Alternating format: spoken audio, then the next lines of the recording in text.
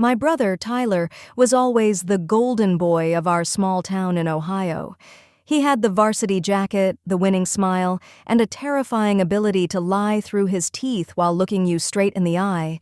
I was just the reliable sister, the one who stayed behind to run our parents' hardware store while he chased big dreams in Chicago.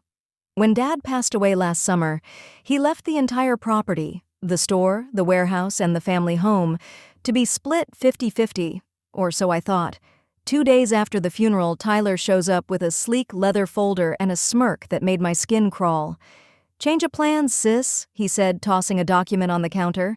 "Dad signed the deed over to me entirely, said you weren't ambitious enough to handle the expansion." I knew it was a lie.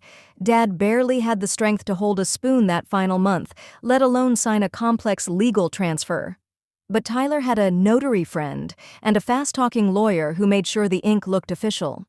He kicked me out of the store I'd managed for 10 years, sold the land to a massive corporate developer for $2 million, and moved into a penthouse, posting photos of champagne toasts with the caption, "Grind until your idols become your rivals." I was devastated.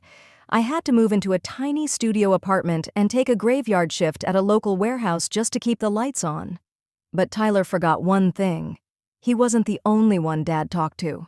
Last week, Tyler called me sounding frantic. "The developers pulled out," he hissed.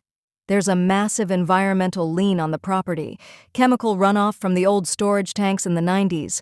I'm being sued for $700,000 and the bank is freezing my assets. I need you to tell the EPA it happened under your watch." I let out a long, slow breath. And then I started to laugh. "Remember how you said I wasn't ambitious, Tyler? Well, I was ambitious enough to keep the original maintenance logs." I didn't help him.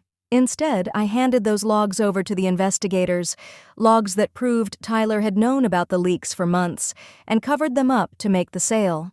By autumn, his empire vanished. The penthouse was seized, his friends disappeared, and he's now facing 3 years of probation and a debt he'll never outrun.